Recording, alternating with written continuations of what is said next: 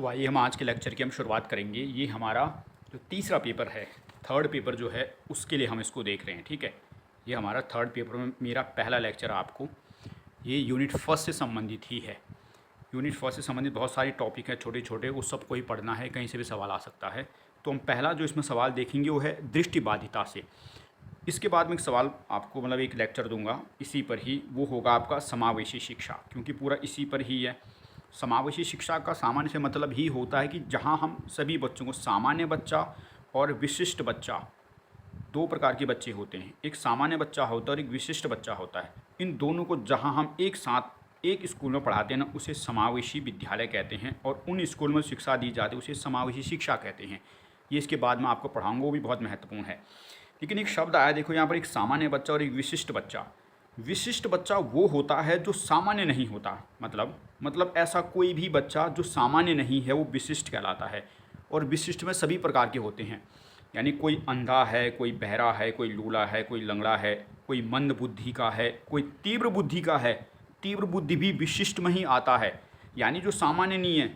ऐसा भी तो हो सकता है ना, कई सारे बच्चे बहुत तेज दिमाग के होते हैं, तो वो भी विशिष्ट बच्चा ही कहलाता है। गिफ्टेड चाइल्ड कहते हैं उसको। भगवान ने उस अद्भुत शक्ति दी है कि सामान्य बच्चे जिन चीज़ को सीख रहे हैं उससे बहुत जल्दी सीखता है, तो वो भी क्या है, विशिष्ट बालक है। और ऐसा भी हो सकता है कि बहुत मंद बुद्धि बालक है, वो भी विशिष्ट बालक ही कहलाता है। ठीक है, तो विशिष्ट या विशेष बालक वही होते हैं जो सामान्य बालक नहीं होते हैं। और इसमें बहुत प्रकार के बालक होते हैं। मैंने आपको बताया कि ये कोई सुन नहीं रहा, कोई बोल नहीं पा रहा, कोई मंद बुद्धि का बालक है, तीव्र बुद्धि का बालक है, कोई पिछड़े बालक भी होते हैं। पिछड़े बालक का मतलब होता है जो अनुसूचित जाति, अनुसूचित जनजाति वाले बालक, वो अपराधी बालक भी होते हैं। ये सारे के सारे विशिष्ट बालक कहलाते हैं। ठीक है, तो उन विशिष्ट बालकों में एक बालक होता है दृष्टिबाधित बालक। दृष्टिबाधित का मतलब होता है जो देखने में अक्षमता है जिसको। दृष्टिबाधिता दो प्रकार की होती है, एक तो ऐसा कि जो पूरा अंधा है, और एक ऐसा है जो देखने में समस्या महसूस कर रहा है, वो भी दृष्टिबाधित है, यानी सामान्य तरह नहीं देख पा रहा है। जैसे हम चश्मा पहनते तो हम भी इसी श्रेणी में आते हैं, दृष्टिबाधिता में ही। ठीक है, तो दृष्टिबाधिता में दो प्रकार के होते हैं, एक तो पूर्ण अंधे होते हैं, और एक ऐसे बच्चे होते हैं जो देख थोड़ा बहुत सकते हैं, या चश्मा आदि लगा के या थोड़े बहुत किसी तरह से देखते हैं, उसको दृष्टिबाधित कहते हैं। तो वही देख रहे हैं हम, दृष्टिबाधिता को देख रहे हैं यहाँ पर।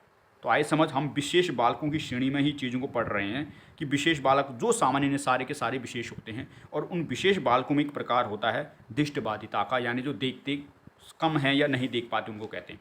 तो सवाल इसी पर है। फर्स्ट यूनिट में कई बार ये सवाल पूछा गया कि ये दृष्टिबाधिता क्या है। इसके बाद एक दो और बाधिता, ज़्यादा तो नहीं, दो तीन को पढ़ाऊंगा मैं। एक दृष्टिबाधिता, एक मंद बुद्धि बालक, पिछली बार पूछा गया था, जो मंद बुद्धि बालक होते हैं उन पर। और एक सवाल और पढ़ाऊंगा, अधिगम असमर्थता, यानी ऐसे बच्चे जिनको सीखने में कठिनाई होती है। तो जो सामान्य नहीं और सारे के सारे कैसे हैं, विशिष्ट बालक हैं। और विशिष्ट बालकों के प्रकार में एक टॉपिक होता हमारा, वो दृष्टिबाधित बालक है। तो क्या है सवाल, ये दृष्टिबाधित बालक पे दो तीन सवाल हैं, छोटे छोटे सवाल हैं। एक चीज़ को समझ जाओगे, दूसरे को कोरिलेट कर दोगे एग्जाम में कि अच्छा ऐसा कुछ है। तो सवाल क्या है, दृष्टिबाधिता यानी जो विजुअल इम्पेयर्डनेस होती हैं, देखने की जो बात है, दृष्टिबाधिता क्या है, आप दृष्टिबाधित बालकों की पहचान किस प्रकार करेंगे तथा इन बालकों की क्या समस्याएं होती हैं। तो ये एक सवाल ये है। इसके बाद एक और सवाल होगा दृष्टिबाधिता पर, फिर एक और होगा। छोटे छोटे सवाल आपको बिल्कुल समझ आएंगे, ध्यान से देखना है। लेक्चर एक बार देखना है, उसके बाद रिवीजन करना है, फोकस करो क्योंकि समय नहीं है। तो दृष्टिबाधिता क्या है, आप दृष्टिबाधिता बालकों की पहचान कैसे करेंगे कि भाई कौन कौन ये बालक कैसे हैं, और इन बच्चों की समस्याएं क्या होती है समाज में। तो थोड़ा बहुत तो आप भी रिलेट कर लेंगे भाई कि दृष्टिबाधिता बच्चे क्या हैं। तो ऐसे बच्चे जिनको देखने में समस्या होती होगी, सामान्य सी बात, उन्हें कहते होंगे। इनकी बालकों की पहचान कैसे करेंगे, तो काफ़ी सारी पहचान हो सकती है भाई।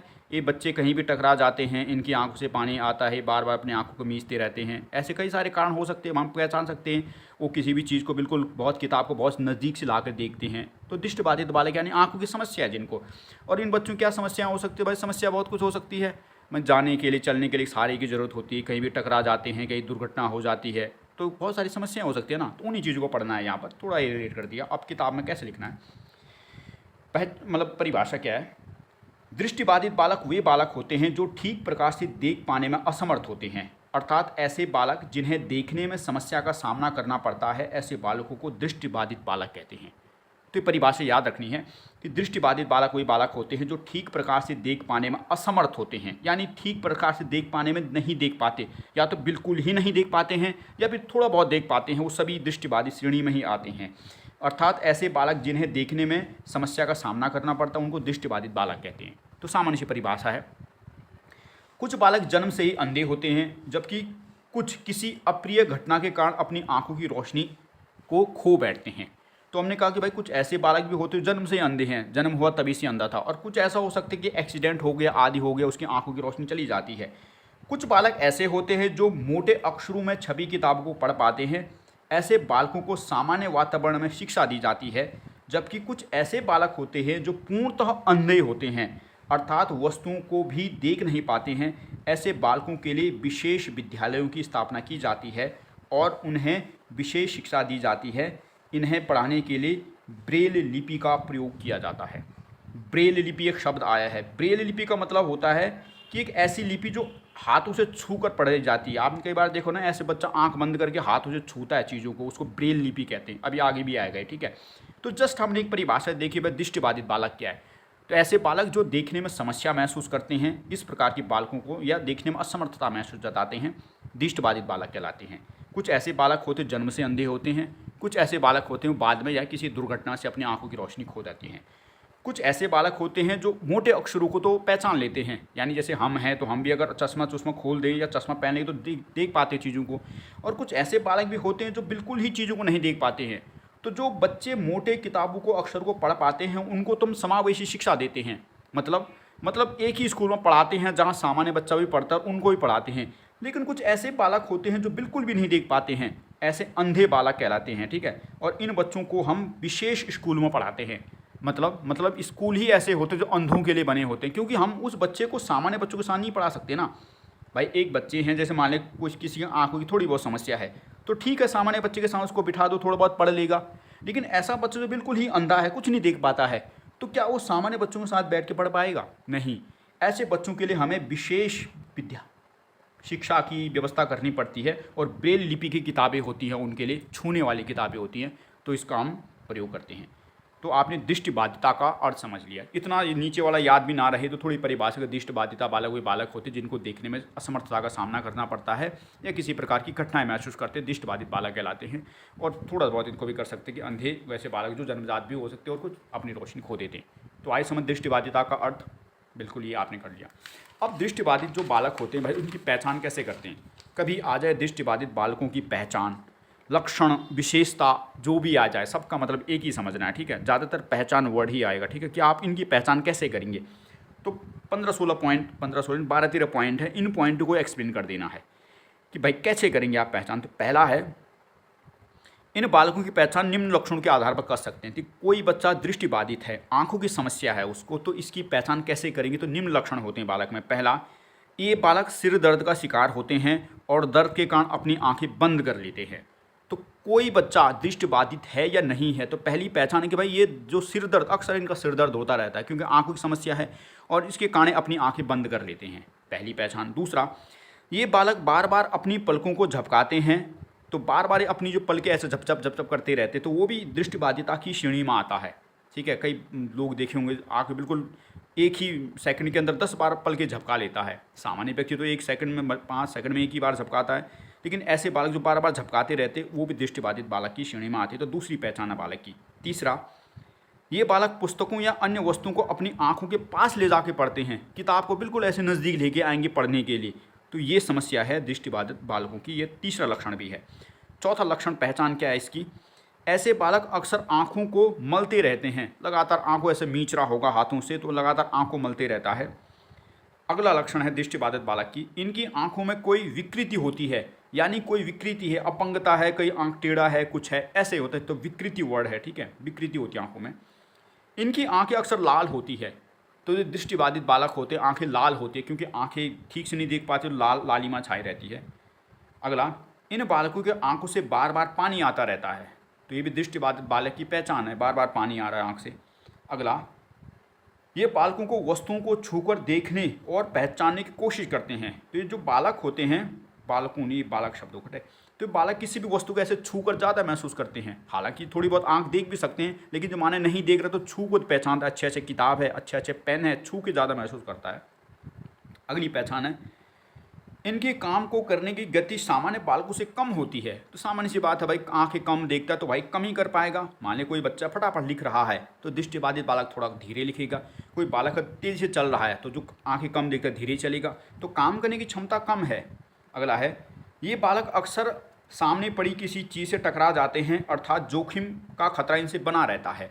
तो कम आंखें देखता है या बिल्कुल आंखें नहीं देखता तो भाई सामने खंबा है, जा रहा, टकरा गया, तो किसी भी चीज़ से टकरा जाते हैं, तो ये भी इनकी पहचान ही है। अगली पहचान है, ये बालक रंगों को ठीक से नहीं पहचान पाते हैं। तो दृष्टिबाधित बालकों की ये पहचान भी है, ठीक से रंग नहीं पहचान पाते हैं। आपने कलर ब्लाइंडनेस का एक एग्जाम्पल सुना है? कलर ब्लाइंडनेस समस्या होती है कई सारी लोगों को, मतलब जन्मजात समस्या होती है कि रंग नहीं पहचान पाते। जो नीला रंग होता है और लाल रंग होता है ना, इसमें अंतर नहीं कर पाते, दोनों एक जैसे लगते हैं इनको, जो कलर ब्लाइंडनेस वाले होते हैं। एक मेरी मौसी का लड़का है, उसको भी समस्या है कलर ब्लाइंडनेस की। वो कुछ कंप्यूटर का कोर्स कर रहा था, कलर डिजाइनिंग का, बाद में जब पता लगा उसको कि यार तो अंतर ही नहीं कर पा रहा, तो उसने बीच में ही छोड़ दिया वो कोर्स। ठीक है, तो इस समस्या भी क्या है? दृष्टिबाधिता की है, रंग ठीक से नहीं पहचान पा रहा, लाल है नीला है, लाल रंग नीला रंग एक जैसा दिखता है। तो ये भी दृष्टिबाधित बालक की पहचान है, कलर की समस्या होती है। ये बालक ब्लैक बोर्ड पर किसी चीज़ को पढ़ने में समस्या महसूस करते हैं। तो दृष्टिबाधित बालक है, बोर्ड पर कुछ लिखा है उसको ठीक से दिख नहीं रहा, समस्या होती है।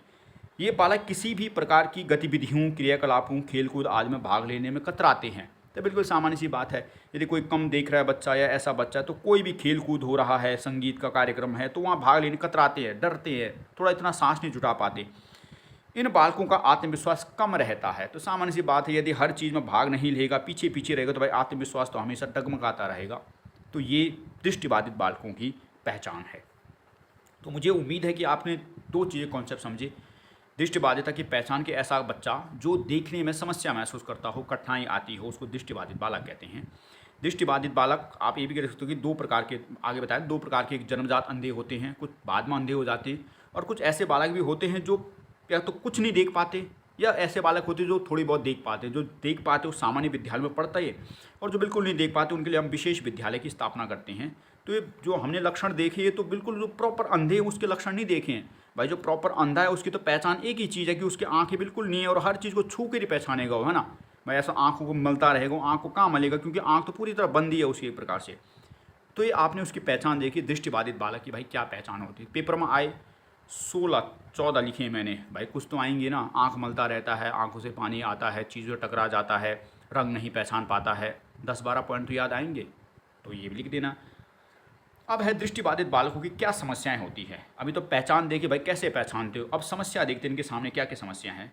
तो पहली समस्या है शैक्षिक मंदता। शैक्षिक मंदता का मतलब है कि पढ़ने लिखने में कमज़ोर रह जाते हैं। ये बालक सामान्य बालकों की भांति सीख नहीं पाते हैं, इसलिए शिक्षा में कमज़ोर रह जाते हैं। तो सामान्य सी बात है कि भाई कोई मंद ये दृष्टिबाधित बालक हैं तो सामान्य बालकों की भांति चीज़ें पढ़ नहीं पाएगा, समझ नहीं पाएगा। टीचर ने बोर्ड पे लिखा ठीक से दिखाई नहीं दे रहा, या घर पे किताबें हैं ठीक से उन चीज़ों को पढ़ नहीं पा रहा, तो भाई हमेशा कमज़ोर रह जाएगा शिक्षा में, सामान्यता। ठीक है, तो आपको अधिकांश यही दिखेगी शैक्षिक मंदता होती है। तो पहली समस्या तो यह कि शिक्षा में कमज़ोर रह जाते हैं बच्चे। दूसरी समस्या है आत्मविश्वास में कमी। तो बिल्कुल है, सामान्य बच्चे इनका उपहास उड़ाते हैं, और ऐसे बच्चों को देखने का समाज का नज़रिया भी ठीक नहीं होता है, इसलिए इनका आत्मविश्वास हमेशा नीचे रहता है, आत्मविश्वास कमज़ोर रहता है। बिल्कुल बहुत अच्छा पॉइंट है कि जो भी ऐसे कोई भी बच्चा होगा ना, चाहे वो, मैंने कहा ना कि विशिष्ट बालकों में अंधे बालक होते हैं, मंदबुद्धि बालक होते हैं, श्रवण बालक होते हैं, बहुत सारे बालक होते हैं, तो कोई भी बच्चा, उनके सबकी आत्मविश्वास हमेशा कम ही रहेगा। जो बच्चा सुनता नहीं है उसका भी कम रहेगा, जो देख नहीं रहा उसका भी कम रहेगा। ये तो लगभग सब पे पॉइंट लागू हो जाएंगे। मान लें कभी यही आ गया ना कि भाई जो मंदबुद्धि बालक हैं उनकी क्या समस्या है, तो ये समस्या वहाँ भी आ जाएंगी। ये तो है ना, दिमाग खोल के रखना चीज़ को इधर उधर कोरिलेट करने के लिए। तो ये भी देख ले, क्योंकि समाज इनको हमेशा उपहास की दृष्टि से देखता है, हंसता रहता है, अंधा है। मतलब सामान्य सी बात है, देखो हम भले ही आज हम आधुनिक युग में जी रही हूँ, हमारे भीतर कितनी भी मानवता हो, हमारे भीतर कितनी भी दया सहानुभूति हो इन दिव्यांगों के प्रति, लेकिन कभी ऐसी कोई बात आ जाए ना जहाँ पर लड़ने झगड़ने वाली बात, तो सबसे पहले जो व्यक्ति होता है उनके शारीरिक विकलांगता को टारगेट करता है। ओ अंधे, ओ लूले, ओ बहरे, ओ लंगड़े बोलते हैं ना, भले कितनी सहानुभूति हो, लेकिन जब भी ऐसा कुछ उपहास की बात आए तो हर कोई यही कहता है, ओ अंधे साइड हो जाओ, ओ बहरे, कुछ भी मतलब। तो यही है, समाज उपहास उड़ाता रहता है इन चीज़ों का, इसलिए आत्मविश्वास हमेशा डगमगाया रहता है, इनका कमज़ोर रहता है। अगला समायोजन की समस्या। समायोजन की समस्या का मतलब होता है कि खुद को एडजस्ट नहीं कर पाते हैं, समाज में, नौकरी में, परिवार में, मित्रों के साथ एडजस्ट नहीं हो पाते ठीक से, क्योंकि लोग कम दोस्ती भी रखते हैं इनसे कि यार अंधा है क्या दोस्ती रखूं। तो इसको कहते हैं एडजस्टमेंट की समस्या, समायोजन है। ऐसे बालकों के प्रति परिवार, समाज, स्कूल आदि का व्यवहार अच्छा नहीं रहता है, इसलिए वे खुद को समायोजित यानी एडजस्ट नहीं कर पाते हैं और दोस्त आदि भी इनके कम ही होते हैं। तो तीसरी समस्या ये है कि समायोजन की समस्या है भाई, अपने आप को एडजस्ट करने में कठिनाई महसूस करते हैं, क्योंकि समाज उपहास उड़ाता रहता है। परिवार में भी कई बार माता पिता या जो बड़े भाई या छोटे भाई बहन होते हैं, ज़्यादा सौहार्दपूर्ण व्यवहार नहीं होता इनके प्रति। कुछ माता पिता समाज में ऐसे भी होते हैं जो बोझ मानते हैं कि यार जीवन भर इसको पालना पड़ेगा, हमारे ऊपर बोझ बना हुआ है। तो इस प्रकार वो बच्चा हमेशा निराश रहता है, समाज में खुद को, परिवार में एडजस्ट नहीं कर पाता। ये भी आए समाज में, ये पॉइंट लिख लेने हैं आपने, ठीक है। मतलब जब पढ़ोगे तो इनको अंडरलाइन कर लो और फिर यही पढ़ने हैं, पूरा नहीं पढ़ना, ये तो एक्सप्लेन आप अपने आप मन से करना है। बस शैक्षिक मंदता है तो हमेशा भाई सीखने में समस्या है, तो बुद्धि कमी रहेगी, ठीक से नहीं सीख पाएगा, आत्मविश्वास कमज़ोर रहेगा, समाज में एडजस्ट नहीं कर पाता है, ठीक है। तो उसी का पॉइंट है कि माता पिता करते हैं। अगला है दुर्घटना घटित होने की समस्या। ये सड़क पर घर की सीढ़ियों आदि से टकरा कर गिर जाते हैं, यानी एक्सीडेंट होने की संभावना ज़्यादा होती है। किसी भी चीज़ आदि से टकरा जाते हैं, बिजली का तार या चलती मशीन को छू लेते हैं, तो दुर्घटना घटित होने की बहुत अधिक संभावना बनी रहती है इनके साथ। क्यों बनी रहती है? क्योंकि माने कोई अंधा है, कम देख रहा है, तो सड़क पार करते समय गाड़ी से टकरा गया या सीढ़ी से उतर रहा है, सीढ़ी से ही गिर जाता है। वैसे तो जिनकी आंखें होती वो भी गिर जाती हैं, और जैसे रितु मैडम गिरी थी, हाँ हो सकता है वो भी थोड़ी बहुत अंधी तो नहीं है, बट वही है। तो ये जब एक जिसकी आंखें वही गिर जा रहा है, तो भाई जिसकी कम है या जो ठीक से देख नहीं पा रहा वो तो निश्चित रूप से गिर सकता है। एक्सीडेंट होने की संभावना बनी रहती है। या किसी भी चीज़ से टकरा जाते हैं, सामने बिजली का पोल खड़ा है, बच्चा जा रहा टकरा गया, या घर में मशीन चल रही है, बिजली का तार है, उसने छू लिया, तो इस प्रकार एक्सीडेंट की संभावना ज़्यादा होती है इनके साथ। अगला उपचार संबंधी समस्या। इनकी आंखें खराब रहती है, इसलिए बार बार उपचार की ज़रूरत पड़ती है। दवाई खाते रहते हैं और डॉक्टर के पास भी स्वयं नहीं जा पाते, यानी उपचार की भी समस्या बनी रहती है। यानी लगातार उपचार की समस्या इनके साथ बनी रहती है, लगातार जीवन भर दवाइयाँ खानी पड़ती है, डॉक्टर के पास जाना पड़ता है। और कुछ कुछ बच्चे तो इतने अंधे होते हैं कि बहुत कम देख पाते, तो उनके लिए एक सहारे की ज़रूरत भी है, डॉक्टर के पास भी खुद नहीं जा पाते हैं, तो उपचार संबंधी जीवन भर समस्या बनी रहती है। तो समस्याएँ देखिए, 5 समस्या थी ये, ठीक है। तो पेपर में जो सवाल था पूरा ये आया था, तीनों चीज़ें लिखनी थी। पहला परिभाषा लिखनी थी, दूसरा उनकी पहचान लिखनी थी 14-15 पॉइंट, और तीसरा समस्या लिखनी थी। तो कम से कम 6-7 पेजों में लिख देना था सवाल। ये सन 2024 में पूछा गया सवाल है इसका, जो अभी हमने देखा है। तो अब कोई भी पूछ ले, मान लिया 4 नंबर में, इस सवाल 4 नंबर में पूछता है ना कि दृष्टिबाधित बालकों की पहचान कैसे करेंगे, तो सारे पॉइंट लिख दो। समस्या क्या है तो 5 पॉइंट लिख दो, समस्या एक्सप्लेन कर दो। भाई ये समस्या इनके सामने आ रही है, और भी कोई तुम्हारे दिमाग में आ जाए तो सोच लेना कि भाई और क्या समस्या आ सकती है इन बच्चों के सामने। खुद पे रिलेट कर रहे हैं ना कभी कभार कि भाई हम भी तो चश्मा पहनते हैं, तो ये भी समस्या है। दृष्टिबाधिता का ये मतलब नहीं है कि पूरा अंधे ही है, वो भी उसमें शामिल हैं, और ऐसे भी तो शामिल है जो किसी भी प्रकार आँख की समस्या हो। मैंने कहा ना, जो सामान्य नहीं है, सामान्य से कोई भी अलग है, वो विशेष है, और विशेष का ही तो एक प्रकार दृष्टिबाधिता है। तो दृष्टिबाधित में सारे आ जाते हैं, इनके साथ समस्या बनी रहती है। और भी यहाँ पर लिख सकते हो समस्या, किताब पढ़ने की समस्या आती है। अपने पॉइंट लिख सकते हो ना कि इन बच्चों को किताब पढ़ने में, 6ठा पॉइंट, ठीक है, किताब आदि को पढ़ने में समस्या का सामना करने पड़ते हैं। जैसे तुम अपने सोच लो कि लगातार चीज़ को पढ़ोगे तो आंखों पर स्ट्रेस आता रहता है ना, तो ये भी समस्या है इनकी। ऐसा भाई अपने दिमाग से कुछ पॉइंट तो सोच ही सकते हैं, भाई इतना कठिन टॉपिक नहीं है ये, आपने एक बार समझ लिया तो पेपर में लिखा जा सकता है इसको। अब है दृष्टिबाधिता के कारण। क्या कारण हो सकते हैं? कोई बालक पूरा अंधा है या आंशिक रूप से अंधा है, कम देखता है, तो इसके क्या क्या कारण हो सकते हैं? तो चलो मैं इसको छुपा देता हूँ। एक आध कारण बता सकते हो आप ऐसे क्या क्या कारण हो सकते हैं? तो भाई कई कारण हो सकते हैं। भाई जन्मजात कोई बच्चा समस्या हो सकती है, या बाद में एक्सीडेंट के कारण उसकी रोशनी चली गई, इससे दृष्टिबाधित हो गई, ये भी कारण हो सकता है। या गर्भाशय जब उसकी मतलब प्रसव हो रहा था माता को, तो उस समय डॉक्टर के कारण, लापरवाही के कारण हो गया, या अनियमित स्राव हो गया, रक्त बहुत अधिक बह गया, उसके कारण भी हो सकता है। या चोट लग गई, इसके कारण भी हो सकता है। वंशानुगत कारण हो सकता है, माता पिता अंधे, दादा दादी थे, बच्चा भी हो गया। तो भाई बहुत कारण हो सकते हैं दृष्टिबाधिता के, वही लिखने हैं। तो अब देखते हैं कैसे कैसे लिखनी है।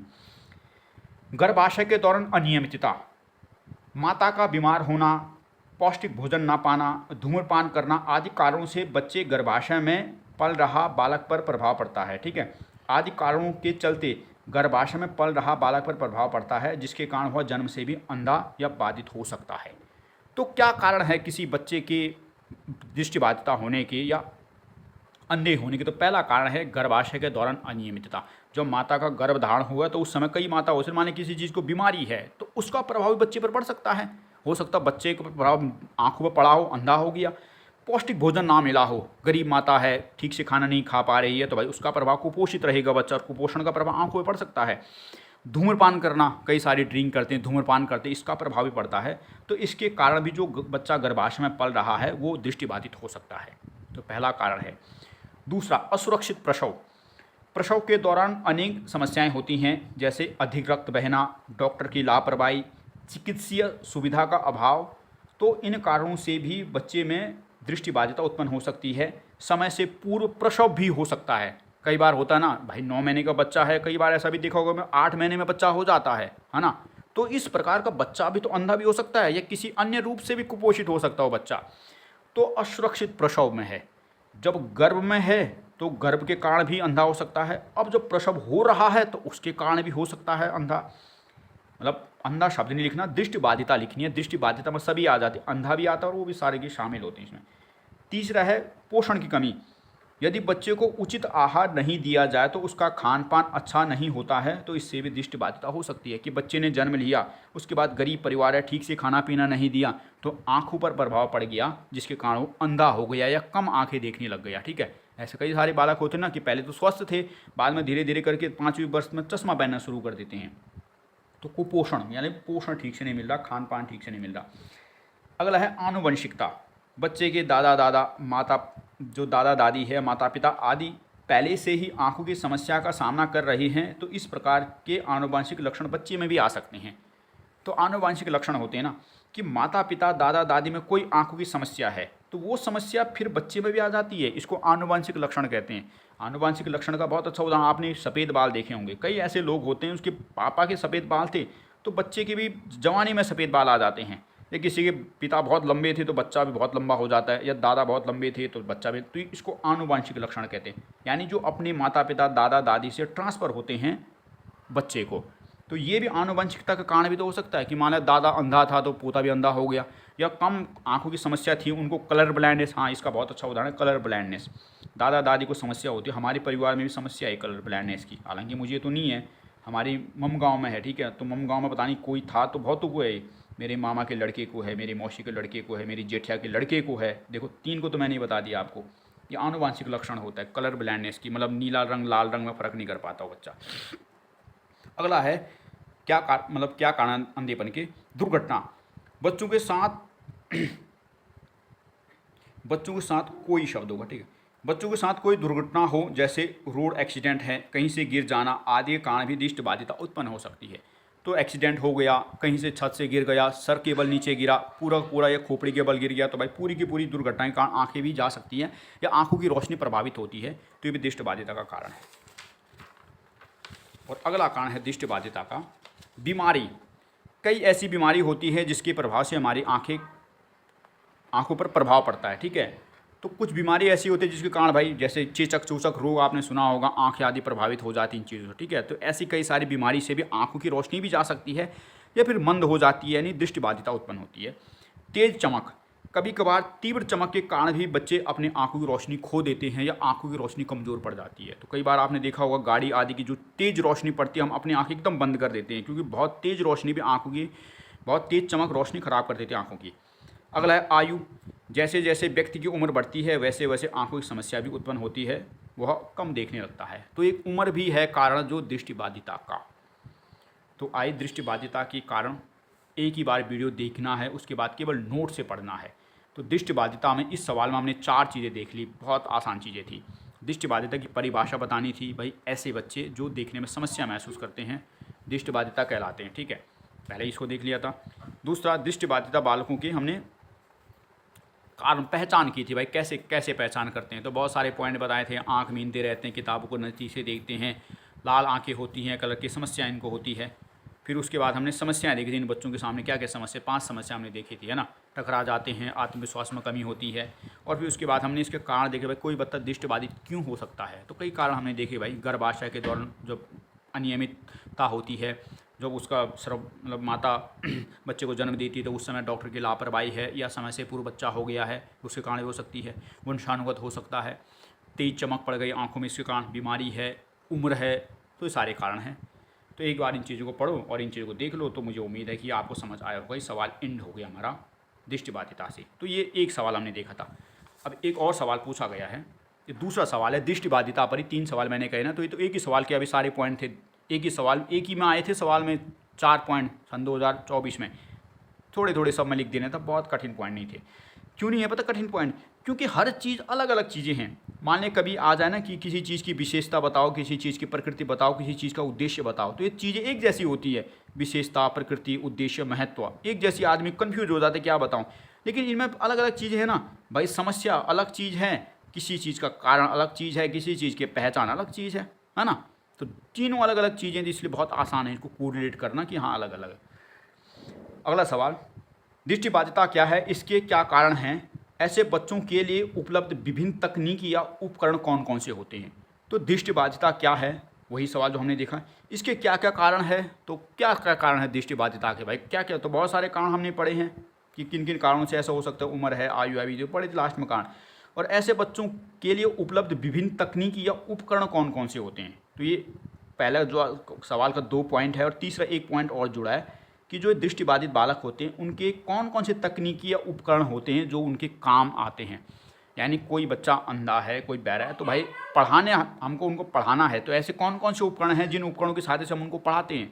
क्योंकि हम शिक्षा की बात कर रहे हैं यहाँ पर, तो पढ़ाने वाली बात हो रही है कि किन उपकरणों से हम उनको पढ़ा सकते हैं। तो देखते हैं उत्तर। दृष्टिबाधिता क्या है, तो अभी अभी वही पढ़ा है मैंने, ये मैं पढ़ा चुका हूँ। दृष्टिबाधिता के क्या कारण है, तो अभी अभी मैंने पढ़ा है कि 8 पॉइंट मैंने पढ़ा है क्या क्या कारण है। ऐसे बच्चों के लिए उपलब्ध विभिन्न तकनीकी या उपकरण, अब ऐसे बच्चों के लिए जो आंखें कम देखते हैं या आंखें नहीं देखते, उनके लिए हमारे पास क्या क्या तकनीकी है, क्या क्या उपकरण है, हम उनको कैसे पढ़ा सकते हैं। तो ये वाला पॉइंट है, तीसरा पॉइंट है, मतलब 3 पॉइंट है ना, एक पॉइंट ये लिखना था, ये पॉइंट ये था, और एक तीसरा पॉइंट, तो ये देखना हमको, क्योंकि 2 पॉइंट मैं पढ़ा चुका हूँ। देखते हैं पहली तकनीक इनके लिए क्या है, मोटी छपाई वाली पुस्तक। आंशिक रूप से दृष्टिबाधित बाल बच्चों के लिए मोटी छपाई अक्षर छपाई वाली किताबें होनी चाहिए ताकि वो उन्हें पढ़ सके।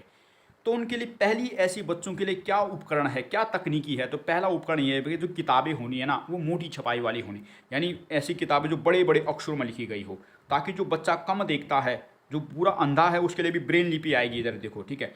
लेकिन जो ऐसा बच्चा है जो कम देखता है, वो आँखों को अगर मोटी लिखा होगा किताब में तो उसको पढ़ पाएगा, ठीक है। तो ये है मोटी छपाई वाली पुस्तक। हम लोगों के लिए तो बारीक छपाई वाली हम देख पा रहे हैं, लेकिन उनके लिए मोटी मोटी, मतलब एक पूरा एक प्रकार एक लाइन में यहाँ 2-4 अक्षर आ रहे हो, एक ही लाइन आ रही हो, तो उसको ध्यान से पढ़ लो। तो पहली इनके लिए क्या है तकनीक, ये है कि भाई छपाई वाली, मोटी छपाई वाली किताब होनी चाहिए। दूसरा ब्रेल लिपि। ब्रेल लिपि क्या होती है इसको देखो। इस लिपि का जो आविष्कार है लुइस ब्रेल ने किया था। ब्रेल शब्द है, ब्रेन नहीं, ब्रेल, BRAIL, लुइस ब्रेल ने किया था। इसके कारण ही नाम क्या लग गया, ब्रेल लिपि, तो वैज्ञानिक के नाम पर ही लग दिया, ब्रेल ने किया था। यह अंधे लोगों को पढ़ाने की एक प्रणाली होती है जिसमें 6 डॉट होते हैं और इन डॉटों की सहायता से अक्षर बनते हैं, और ये डॉट ऊपर की तरफ उभरे होते हैं जिन्हें हाथों से छूकर अंधा व्यक्ति महसूस करता है कि क्या लिखा है। तो ब्रेल लिपि क्या है, अंधों को पढ़ाने वाली एक लिपि होती है, यानी जो बिल्कुल अंधे होते, देख नहीं पाते हैं, उनको पढ़ाने की एक क्या है, लिपि है। इसका आविष्कार लुइस ब्रेल ने किया था। अब इसमें होता क्या, इस लिपि में ऐसे डॉट होते हैं, 6 डॉट ऐसे करके, ठीक है। ये 6 डॉटों की सहायता से ही ABCDIFG जो भी अक्षर होते हैं सारे अक्षर बनाए जाते हैं, ये 6 अक्षर। और जो 6 के 6 पॉइंट होते हैं ऐसे नुकीले पॉइंट होते ऊपर को, मतलब ऐसे होंगे 6, तो आदमी ऐसे छूता है इनको, अच्छे क्या लिखा है। अब अलग अलग टाइप के बनते हैं, जैसे मुझे ए लिखना है तो ए के लिए एक अक्षर का, एक बिंदु का प्रयोग होता है। जब बच्चा ऐसे छुएगा उसको तो अच्छा, उसको अच्छा ए लिखा है। बी के लिए ऐसे 2 बिंदु का प्रयोग होता है। सी के लिए ऐसे एक प्रकार के 3 का प्रयोग होता है। अब तुम कहोगे मान ले एल हो तो 6 बिंदु के प्रयोग से मान ले एल कुछ ऐसा बना दिया, जी बनाना हो तो मान ले कुछ ऐसा बना दिया। इस प्रकार बने होते हैं, यानी 6 अक्षरों के सहायता से तोड़ मोड़ कर बनाना होता है। मान लें किसी को इन 6 अक्षर से पूरे एक लाइन में लगा दिया, मान लें 6 अक्षर को पूरा इस तरह ही बना दिया, मान लें 6 अक्षर 3 इधर लिख दिए, 3 इधर लिख दिए, तो कुछ इसी प्रकार इन 6 बिंदुओं से ही जो लिपि बनती है ना उसको ब्रेल लिपि कहते हैं। आई समझ। तो ब्रेल लिपि में बच्चा ऐसा छूता है फिर कि अच्छा ये 6 बना हुआ है, अच्छा ये है, अच्छे 2 है तो इसका मतलब बी है, ये सी है, ऐसे छू छू कर उनको महसूस करता है। आँख नहीं देख रहा, किताब को ऐसे छूते ना, कई बार आपने देखा हो ऐसे छू छू के महसूस करते हैं, जो पूरे अंधे होते हैं। जो थोड़े बहुत आंखें देखते हैं उनके लिए तो ये मोटी पुस्तक होती है जिसमें अक्षर होते हैं, लेकिन जो बिल्कुल नहीं देख पाते उसके लिए ब्रेल लिपि होती है। तो आइए समझ, जो दृष्टिबाधित बालक होते हैं उनके लिए क्या क्या विधियाँ और तकनीकी है, तो हमने पहली देखी मोटी छपाई वाली किताब है जो कम आंखें देखते हैं। जो बिल्कुल नहीं देखते उसके लिए ब्रेल लिपि का प्रयोग होता है। ब्रेल लिपि क्या होती है? लुईस ब्रेल के द्वारा, और एक अंधों को पढ़ाने वाली प्रणाली है जिसमें ठहर डॉट होते हैं और उभरे हुए डॉट होते हैं, ठीक है। उन डॉटों को ऐसे छूता रहता हाथों से। तीसरा है बोलने वाले कैलकुलेटर। आंशिक और पूर्ण अंधों के लिए इस प्रकार के कैलकुलेटर का प्रयोग किया जाता है। प्रायः गणित को सीखने के लिए इस प्रकार का कैलकुलेटर होता है। कैलकुलेटर बोलने वाला, हम बटन दबाएंगे तो उसमें आएगा 1 2 3 ऐसे बटन होंगे, मतलब उसको देख देख कर दबा के और वो बोलेगा। वो अगर दिख नहीं रहा तो ऐसे पता लगा सकते हैं कि 6 कहाँ 5 कहाँ। तो बोलने वाले कैलकुलेटर से भी हम एक प्रकार के उनको सीखने का एक उपकरण होता है जो दृष्टिबाधित बालक होते हैं। और ज़्यादातर गणित होता है, विज्ञान आदि इन विषयों में इसका प्रयोग ज़्यादा करते हैं, क्योंकि गणित के लिए भाई बिना कैलकुलेटर के होगा नहीं उस बच्चे के लिए। तो ये भी था बोलने वाला कैलकुलेटर। अगला है टैप रिकॉर्डर। शिक्षक पाठ्य सामग्री को टेप में रिकॉर्ड करके अंधे बच्चों को सुना सकता है। टैप रिकॉर्डर का प्रयोग आजकल अधिक लोकप्रिय है। प्रायः इतिहास, भूगोल, विज्ञान के शिक्षक ऐसा करते हैं और बच्चे उसे सुनकर ज्ञान प्राप्त करते हैं। तो बहुत अच्छा है टैप रिकॉर्डर। जो बच्चा देख नहीं पाता, भाई रिकॉर्ड कर लो चीज़ों को। मान लिया मुझे हड़प्पा सभ्यता पढ़ानी है, अब हड़प्पा सभ्यता को मैं क्या करूँगा, बच्चों को पढ़ा के साथ टैब में रिकॉर्ड भी कर दूंगा और बाद में उस कैसेट को बच्चे को दे दूंगा, सुन लो इसको। तो बच्चा उसको सुन सुनकर महसूस करेगी कि अच्छा हड़प्पा सभ्यता ऐसी थी, ऐसा वो सब प्रलय आया था, इस प्रकार के वहाँ पर नगर बसे थे। तो रिकॉर्ड कर दिया, फिर उसको जब वो सुनता रहेगा। मान लिया जो सामान्य बच्चा हो तो किताब से पढ़ेगा चीज़ को, लेकिन जो बच्चा अंधा है उसको कभी रिविजन करना हो तो फिर कैसे करेगा? तो टैब रिकॉर्ड को सुन लेगा वो ना। तो ये भी उन बच्चों के लिए तकनीकी होती है सिखाने की, टैप रिकॉर्डर। अगला है मैग्नीफाई शीशा। मैग्नीफाई शीशा का मतलब कुछ ऐसा शीशा होता है, मतलब एक ऐसे देखा हो ना लेंस सा होता है, ऐसे लगाते अक्षर पर तो अक्षर बड़ा सा दिखता है, उसको कहते हैं मैग्नीफाई। जैसे कई बार आपने देखा होगा ना डिटेक्टिव करण में ऐसे नहीं आता था वो शीशा लगाते थे उसको, उसे कहते हैं मैग्नीफाइंग शीशा। जो एक ऐसा लेंस होता है जिससे किताबी अक्षर बड़े दिखते हैं। जो बच्चे आंशिक अंधे होते हैं वो इसका प्रयोग करते हैं। तो सामान्य किताब है जिसमें छोटे छोटे अक्षर है तो उसको बड़ा देखने के लिए उसका शीशा का प्रयोग करते हैं, मैग्नीफाई शीशा कहते हैं। तो इसके प्रयोग से भी हम बच्चों को पढ़ाते हैं, भी दृष्टिबाधित बालकों के लिए एक उपकरण है। अगला है विशेष गृह कार्य। ये बच्चे सामान्य बच्चे से भिन्न होते हैं, इसलिए इन्हें शिक्षक विशेष गृह कार्य भी देता है। तो यानी अलग प्रकार का गृह कार्य दे दिया कि मान लिया चलो कल आप किसी चीज़ पर आपको खाली, जैसे सामान्य बच्चा है तो शिक्षक ने कहा कि काम करना कल आप गाय पर निबंध लिख के लाना। अब जो आंखें नहीं देख रहे तो शिक्षक ने कहा जी काम करना कल आप गाय पर निबंध, याद ना, मुझे बोलना है, आपको लिखना नहीं है, खाली बताना है। तो अलग विशेष गृह कार्य दिया। भाई जो ज़्यादा चीज़ें जिस पर आँख है नहीं तो भाई बोलेगा अपने मन की बात, और जिसकी आँख है वो लिख लेगा। तो अलग प्रकार का गृह कार्य भी इनको देते हैं। तो ये 6 ही पॉइंट इसमें लिखने हैं। तो मुझे उम्मीद है कि आपको आया होगा कि जो दृष्टिबाधित बालक होते हैं वो उनके सामने यानी किन किन विधियों से हम उनको पढ़ाने का प्रयास करते हैं। तो ये सवाल था। ये भी एक ही बार लेक्चर देखना है और थोड़ा मनन करना है कि भाई हम क्या क्या किन किन तकनीकी उनका उपकरण से उनको पढ़ाते हैं ये बच्चे हैं। तो ये दूसरा सवाल था, ये भी हो गया। एक और सवाल देखते हैं, बिल्कुल बहुत छोटा सवाल है। ये चैप्टर बहुत आसान है, बहुत कठिन चैप्टर नहीं है, क्योंकि सब चीज़ बिल्कुल दिमाग में छप रही है कि हाँ ऐसा, क्योंकि ये हमारे जीवन में भी तो होता है। जिस चीज़ को हम अपने जीवन में देखते हैं उसको हम बहुत आसानी से रिलेट कर पाते हैं, ठीक है। तो लास्ट सवाल है दृष्टिबाधिता से। दृश्य विकलांगता को परिभाषित किए। दृष्टिबाधिता हो, दृश्य विकलांगता हो, कुछ भी हो, सबका मतलब एक ही है। मैंने कहा ना हिंदी का शब्द कुछ भी हो सकता है, बस जब भी आपको दृश्य, दृष्टि कुछ भी दिखेगा तो वही समझना है कि हाँ हाँ इसका मतलब यही है, ठीक है। विजुअल इम्पेयरमेंट कहेगा। दृश्य विकलांगता को परिभाषित करें, इसके क्या कारण हैं। एक शिक्षक इन छात्रों के लिए कक्षा में कौन कौन सी शैक्षिक नीतियाँ अपना सकता है। यानी जो एक दृश्यबाधित बालक होते हैं, एक शिक्षक कक्षा में कौन कौन सी नीतियाँ, कौन कौन सी तरीके अपनाता है इनको पढ़ाने के लिए। देखो दोनों चीज़ को अलग है। इससे पहले हमने देखा कि भाई ऐसे बच्चों के लिए हम किन उपकरणों को अपनाते हैं। भाई कौन कौन से उपकरण से मैं इन बच्चों को पढ़ाऊंगा वो तो हमने उपकरण देखे। अब एक शिक्षक कौन सी नीतियाँ अपनाता है। मान लिया आप एक शिक्षक हैं, फॉर एग्जाम्पल आपके कक्षा में एक अंधा बच्चा है या कम देखता है, तो आप उसके लिए किन नीति का प्रयोग करेंगे। तो आप कई नीति का प्रयोग कर सकते हैं ना, कि उस बच्चे को सबसे आगे बिठाओ ताकि बोर्ड पर दिखाई दे, मैं ज़ोर ज़ोर से बोलूँगी ताकि उसको सुनाई दे, मैं चीज़ों को ज़्यादा लिखने की बजाय समझाने का प्रयास करूँगा ताकि वो सुन के समझे, मैं बोर्ड पर बड़े बड़े अक्षरों में लिखूँगा ताकि वो देख सके, छड़ी का प्रयोग करूँगा ताकि बेहतर से उसकी छड़ी बेहतर हो। तो और भी कई सारे श्याम पट पर बड़े बड़े अक्षरों में लिख दिया मैंने। तो ये क्या है, नीतियाँ है। समझ रहे हैं एक शिक्षक क्या नीति अपनाता है। और उससे पहले क्या था, कौन कौन से उपकरण होते हैं, तो उपकरण में हमने बहुत सारे उपकरण देखे हैं। बोलने वाला कैलकुलेटर है, मैग्नीफाइंग शीशा होता है, रिकॉर्ड कर सकते हैं चीज़ों को, मोटी छपी हुई किताबें होती हैं, वो उपकरण थे। और ये क्या है, शैक्षिक नीतियाँ, कि आप बच्चे को कक्षा में, एक अंधे बच्चे को या जो दृश्यबाधित बच्चा है उनको पढ़ाने के लिए किन किन नीतियों का प्रयोग करते हैं। तो इस सवाल को देखते हैं। वही 3 चीज़ें यहाँ पर पूछ रहा है। सबसे दृश्य विकलांगता क्या है, तो परिभाषा है, दृश्य विकलांग समस्या होती है देखने में। दृश्य विकलांगता के कारण क्या है, तो मैं कारण भी पढ़ा चुका हूँ। ये देखो 3 सवाल अलग अलग ईयर में पूछे हैं, तो 2 ऊपर के पॉइंट तो सेम सेम पूछ देता है ना। इसमें परिभाषा पूछ लिया, उसके कारण पूछ लिए तो वही पढ़ा दिया।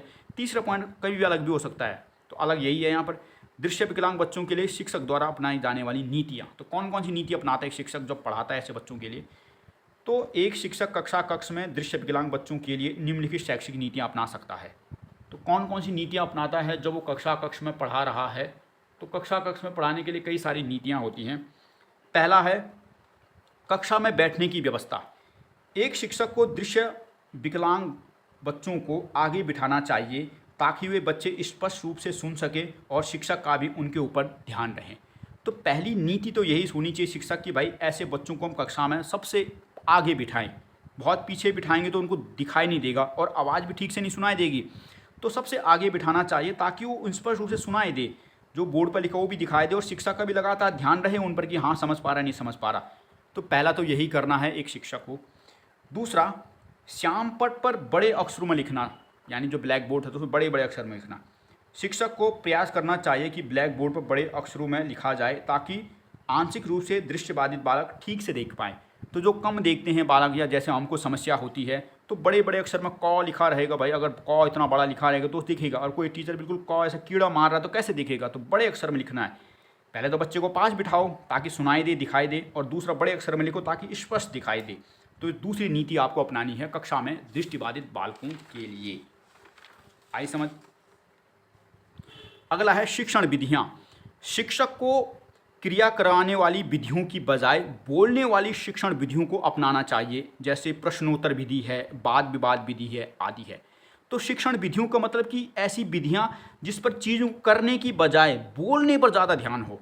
यानी हमें क्रिया एक्टिविटीज़ वाली गतिविधियां नहीं करानी है, हमें ऐसी गतिविधि करानी जिस पर बोलना ज़्यादा हो, क्योंकि जो बच्चा है वही किसी चीज़ को करने से बेहतर बोलना ज़्यादा पसंद करेगा, क्योंकि आंखें कम देख रहा है। तो हमें प्रश्नोत्तर विधि यानी प्रश्न आदि पूछो, डिबेट कराओ चीज़ों पर। तो इस प्रकार की शिक्षण विधियाँ अपनानी चाहिए एक शिक्षक को जो दृश्य बाधित बालक होते हैं उनके लिए। यानी क्रिया कम करवाओ, उनको चीज़ों को बोलने पर ज़्यादा ध्यान दो, क्योंकि ज़्यादा बोल सकते हैं वो, है ना। अगला, गतिविधि एवं क्रियाकलाप। एक शिक्षक को ध्यान देना चाहिए कि कक्षा में ऐसी गतिविधियों और क्रियाकलापों को करवाने से बचा जाए जिनसे बच्चों की आंखों पर जोर पड़ता हो तथा कम चलने फिरने वाली गतिविधियां हो। तो कक्ष में ऐसी कोई भी गतिविधि या क्रियाकलाप पर नहीं हमें कराना चाहिए जिनसे उनकी आंखों पर जोर पड़े।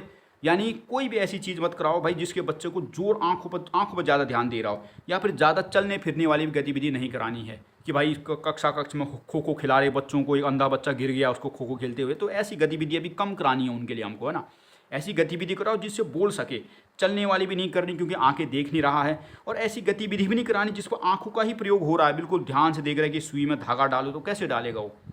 तो ये भी क्रियाकलाप कम कराने हैं उसको। अगला, कक्ष का रंग और प्रकाश की व्यवस्था।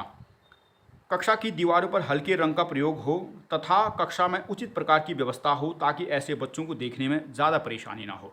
तो कक्ष की जो दीवारें होती हैं उन पर रंग होना चाहिए, ऐसे नहीं कि बिल्कुल अंधेरी दीवारें हो, बिल्कुल रोशनी कमरे में नहीं है तो सामान्य बच्चा ही नहीं देख पाएगा। तो जो अंधा या कम आंखें देखता हो वो तो देख नहीं पाएगा क्या लिखा है तुमने। तो प्रॉपर रोशनी होनी चाहिए। अगला है बोल बोल कर लिखना।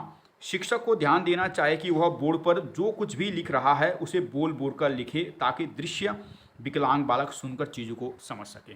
तो शिक्षक जो भी लिख रहा है, उसने लिखा कि कमल एक फूल है, तो बोलता भी रहे। कई सारे शिक्षक आपने देखे होंगे वो केवल लिख रहा होता है कि हाँ बच्चे देख रहे हैं, लेकिन जो दृश्य बच्चा है, दृश्य विकलांगता है, वो ज़्यादा लिख नहीं पा रहा, मतलब देख के तो नहीं लिख पा रहा लेकिन समझ तो रहा है ना चीज़ों को जो टीचर बोलेगा। तो ये भी हमने 6वां पॉइंट देखा। 1-2 पॉइंट और हैं। छड़ी की व्यवस्था। शिक्षक को ध्यान देना चाहिए कि बच्चे के लिए छड़ी की व्यवस्था हो और जिन बच्चों के पास छड़ी है वो उसे रखने की उचित व्यवस्था भी होनी चाहिए। तो शिक्षक को ध्यान भी देना कि कक्षा में छड़ी की व्यवस्था भी हो। मान लें कोई बच्चा है, कम आंख देखता है, चल नहीं पा रहा, तो भाई उसको छड़ी भी होनी चाहिए कक्षा कक्ष में। और मान लें कोई घर से लेके आ रहा है तो उसको रखने की व्यवस्था भी हो। ऐसा नहीं हो कि बाकी बच्चे उपहास उड़ा रहे हैं, उसकी छड़ी को तोड़ दे रहे हैं, जब उसको बाहर जाना है तो उसको छड़ी मिल नहीं रही है। उचित व्यवस्था हो कि यहाँ पर छड़ी रखी है, तो इससे भी भाई वो नीति है शिक्षक की पढ़ाते हुए, है ना। अगला है मेज़ के कोने नुकीले नहीं होने चाहिए ताकि उनकी चोट ना लगे। जो मेज़ आदि है, क्योंकि बच्चा ज़्यादा चीज़ों को छू के महसूस करेगा, क्योंकि आंखें कम देख रहा है। तो ऐसा नहीं हो कि बिल्कुल जो कील है उभरी है, कोना बिल्कुल शार्प है, हाथ ही छिल गया बच्चे का, तो ऐसा भी नहीं होना चाहिए। पाठ्यक्रम पाठ्यक्रम निर्माण के समय इन बातों पर ध्यान देना आवश्यक है कि पाठ्यक्रम में दृष्टिबाधित बालकों से संबंधित चीज़ें भी होनी चाहिए। यानी जो बच्चे आंखें कम देख रहे हैं उनसे संबंधित चीज़ें भी डालो। यानी पाठ्यक्रम ऐसा मत बनाओ कि सारा का सारा आपने ऐसा बना दिया कि जिनकी आंखें ठीक है उनके लिए लाभकारी है और दृष्टिबाधित बालक समझ नहीं पा रहे चीज़ों को, तो उनको भी ध्यान दो पाठ्यक्रम निर्माण के समय। अगला है अभिप्रेरणा। शिक्षक को हमेशा ऐसे बच्चों को प्रेरित करने का प्रयास करना चाहिए ताकि उनका आत्मविश्वास बना रहे, उनके मन में नीचता की भावना न आए। तो हमेशा कक्षा कक्ष में अभिप्रेरित मोटिवेट करते रहना चाहिए। उनको किसी महान पुरुष की कहानी सुना दो या ऐसे व्यक्ति की कहानी सुना दो जो बिल्कुल अपंग था या किसी भी रूप में और वो बिल्कुल एवरेस्ट पे पहुंच गया। आपने कई बार देखा होगा एथलीट में महिला थी, उसकी एक टांग थी और दूसरी टांग उसने नकली लगाई थी, और पता है सबसे फर्स्ट आई थी दौड़ में वो, ये इंटरनेशनल एथलीट में हुआ था ऐसा। तो जो महिला का उदाहरण दे सकते हैं कि भाई देखो एक टांग होकर भी फर्स्ट आ रही है, यानी जिनके टांगे थी इसकी बिना टांग वाली ने तो इनको पछाड़ दिया है, तो इनकी टांग को कोई महत्व तो रहा नहीं। तो यही मोटिवेट करते रहना उनको कि हाँ ऐसा भी हो सकता है वैसा भी हो सकता है, यानी डिमोटिवेट ना हो। तो ये शिक्षा की नीतियाँ अपनानी है। तो आई समझिए आपको कि क्या क्या कल आप शिक्षक बनोगे तो ये ऐसे दृश्य बालिक जो बाधित बालक होगे तो क्या क्या करोगे आप उसके लिए। तो कक्षा में बैठने की व्यवस्था करो, भाई आगे बिठाओ ताकि ठीक से देखे।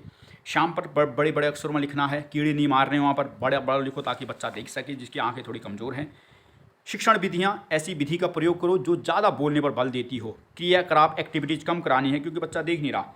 गतिविधि एवं क्रियाकलाप, ऐसे क्रियाकलाप नहीं करानी है जिससे आंखों पर ज़्यादा जोर पड़ता हो और चलना फिरना ज़्यादा पड़े बच्चे को, क्योंकि टकरा टुकरा जाएगा तो गिर गुर जाएगा। कक्षा कक्ष का रंग और प्रकाश की व्यवस्था हो, दीवारों पर रंग हो, उचित प्रकाश हो ताकि जो कम देखते हैं बच्चे वो ठीक से देख सकें। बोल बोल का लिखना है, ब्लैक बोर्ड पर जो कुछ भी लिखते हो उसको ज़ोर ज़ोर से बोलना ताकि बच्चे सुने, उससे महसूस करें। छड़ी की व्यवस्था हो और रखने की भी व्यवस्था होनी चाहिए। मेज़ के कोने नुकीले ना हो ताकि चोट लगने का जोखिम ना बना रहे। पाठ्यक्रम में भी अंधे बच्चों से संबंधित पाठ्यक्रम भी शामिल हो और बार बार उनको प्रेरित करते रहना चाहिए ताकि उनका आत्मविश्वास हमेशा बना रहे। कहानियाँ सुनाओ, मोटिवेट स्पीक, जो कुछ भी दो ताकि बच्चा डिमोटिवेट ना हो कि यार मैं तो ऐसा हूँ, बोझ हूँ, ये हूँ वो हूँ। उनको किसी महान पुरुष की कहानी सुनाओ या उन जैसे बच्चों का कोई उदाहरण दो कि देखो ऐसा कर दिया वैसा कर दिया। तो कई सारे ऐसे भी हैं ना संसार में। तो ये था, ये भी हमने समझ लिया है ना। तो ये दृष्टिबाधित से संबंधित हमने 3 सवाल देखे हैं। मुझे उम्मीद है कि कुछ ना कुछ तो एग्ज़ाम में आएगा ही ये, और नहीं तो आएगा तो 4 नंबर में तो आएगा। 16 नंबर का ही सवाल है वैसे तो, ये यूनिट 1 का। तो एक बार रिकॉल कर रहा हूँ मैं। दृष्टिबाधिता क्या है, आप दृष्टिबाधिता बालों की पहचान किस प्रकार करेंगे, तो इन बच्चों में क्या क्या समस्या होती है। तो दृष्टिबाधिता आपने समझी। इन बालकों की पहचान आप कैसे कैसे करेंगे, तो बहुत सारे पहचान बताए थे मैंने। आँख मलता रहता है, कम देखता है, किताब को नज़दीक से देखता है। इन बच्चों की क्या क्या समस्याएं होती है, तो बहुत सारी समस्या हमने देखी थी भाई। आत्मविश्वास की कमी होती है और आदि, है ना। तो बालकों की समस्या भी देख ली थी। उसके बाद मैंने दृष्टिबाधिता के कारण भी बताए थे। यहाँ पर सवाल में कारण तो नहीं है लेकिन कारण भी आपको पता होने चाहिए, कारण बहुत सामने पूछता है, ठीक है। कि गर्भाशय के दौरान अनियमितता है, असुरक्षित प्रसव है, पोषण की कमी है, आनुवांशिक लक्षण है, दुर्घटना हो गई है। तो बहुत सारे कारण भी देख लिए थे हमने। बीमारी है। इस दूसरा सवाल देखा था कि दृष्टिबाधिता क्या है, दृष्टिबाधिता के कारण क्या हैं, और ऐसे बच्चों के लिए कौन कौन से तकनीकी उपकरण होते हैं जिनसे हम पढ़ा सकते हैं। तो बहुत सारे उपकरण, मोटी छपाई वाली किताबें हैं, ब्रेल लिपि का हमने प्रयोग किया था, टैब रिकॉर्ड होता है, मैग्नीफाइंग शीशा होता है, विशेष गृह कार्य दे सकते हैं ना। और फिर अंत में एक और सवाल देखा था कि एक शिक्षक कौन कौन सी नीतियाँ अपनाता है। ये नीतियाँ और इधर जो विधियाँ थी उपकरण में, दोनों में कन्फ्यूज मत होना, ठीक है। 2 अलग अलग चीज़ें हैं ना भाई। आप कैसे पढ़ाओ उसको नीतियाँ कहेंगे। तो बहुत सारी नीतियाँ थी। कक्षा में बैठने की व्यवस्था बेहतर हो, शाम पढ़ पड़ी हो। तो आइए समझ, एक बार ही लेक्चर को देखना है, बार बार नहीं देखना है इस लेक्चर को, और बस इस नोट को पढ़ना है। तो आज इसको कंप्लीट करो। अभी एक और आज भेजूंगा मैं, आज मेहनत करते रहने, कल का समय कम है फिर, ठीक है। तो ये हमने कर लिया है। अब इसको मैं अपलोड करता हूँ। चलो ठीक है, इसको पढ़ो।